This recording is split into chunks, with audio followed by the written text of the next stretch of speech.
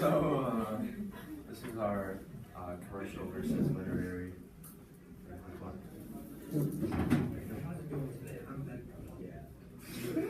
Make me pause it. Turn it up a little bit. Yeah. Alright, let's see. Hi everybody, how's it going today? I'm Ben Kuziak. So, Cheerios are a very generic cereal that appeal to a very wide range of consumers. Our book, just like Cheerios, appeals to a wide range of readers because the reading is simple, but also drives a deep story with sentimental meaning. Characters in our book fit typical archetypes because there is a young boy who's in the process of maturing, there's a bully, and there's a pretty girl.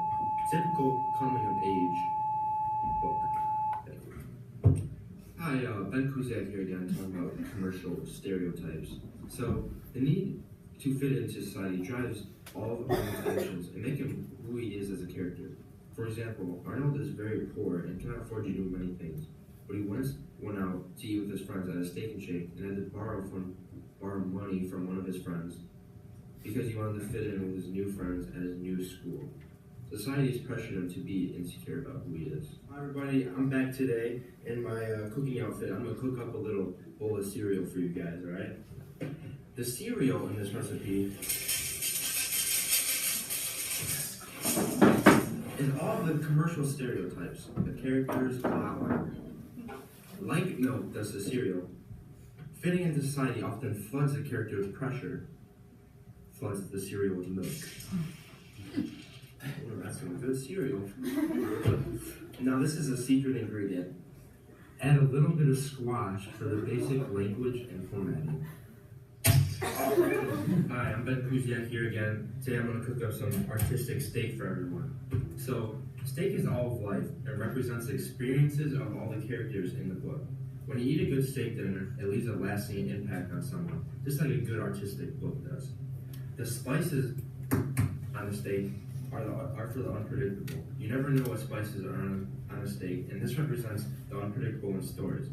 Just like how in The Absolutely True Diary of a Part-Time Indian, his sister moves away and later dies. We have the spices, unpredictable, the steak, all the experiences in one's life, and all the structure.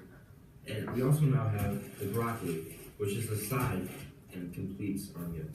The broccoli represents the writing format, which is very unique in this case, making The Absolutely True Diary of a Part-Time Indian literary more than commercial. I mean, come on, look at this writing style. Awesome! It's the moment you've all been waiting for. The final product of a great artistic piece.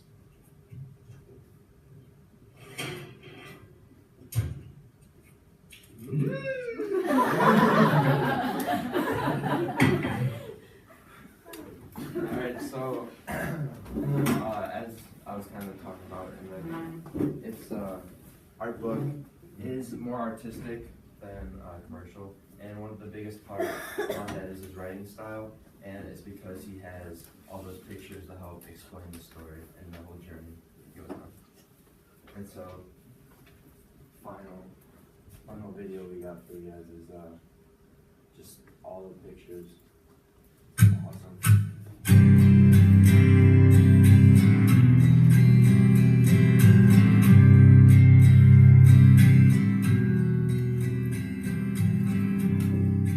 Feeling my hands start shaking, hearing your voice, I'm overjoyed. I'm sorry, but I have no choice. You're only getting better. Maybe you have your reasons.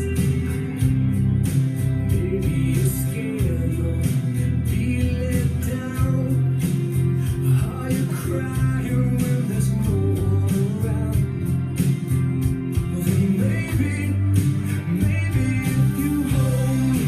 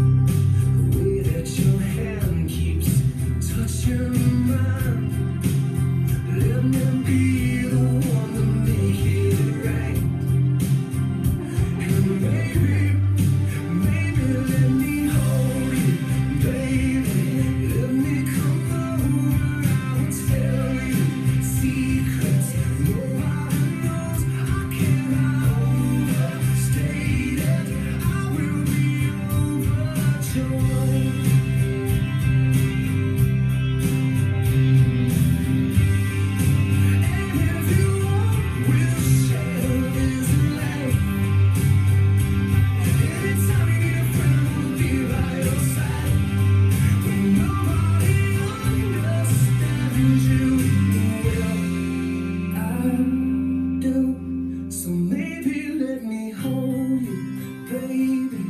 Let me come over, I will tell you secrets God only knows. I cannot overstate it.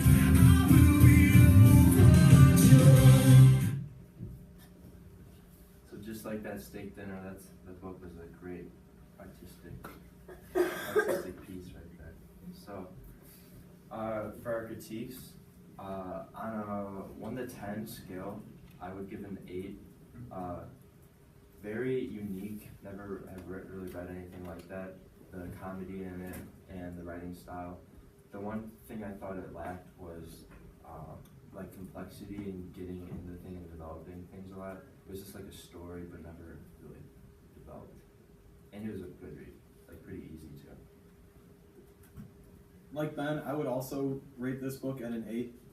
I personally, whenever we get a book report project in school, or even if I'm not a big reader, I find it hard to stay focused enough to flip page after page. But with this book, I was excited to read and keep flipping the page because I thought it was a hilarious book that also gave a good message behind it as well.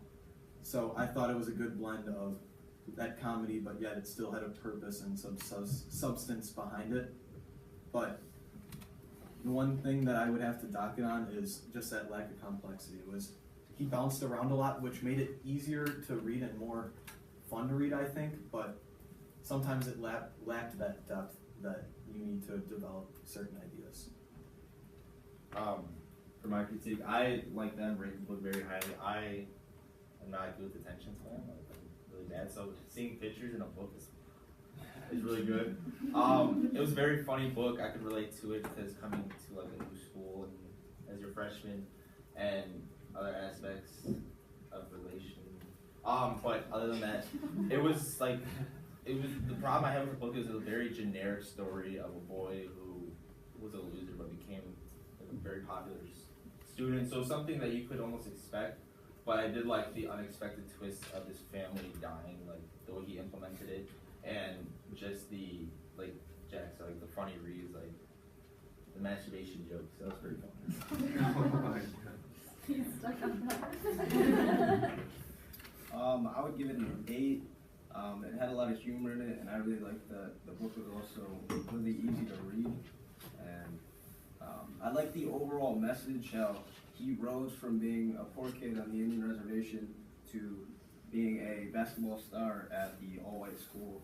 And it also had a positive message about the bad effects of drugs and alcohol and how that changed his life. And yeah, I thought it was good. I give it an 8. Okay, so for our theme is our environment can define who we are, but by changing our environment, we can change ourselves. So this stands true in life, where you surround yourself around people you want to be like, or the people you want, or you surround yourself by ideas or things that you want to be like. And in this book, Arnold was that poor Indian because he was in that environment, but by switching into a new environment where people better themselves, he in the end bettered himself into somebody more complex and more goal driven than what he was on the list. And that stands true in books all across all ages, in life, in anime, and in different aspects of every way.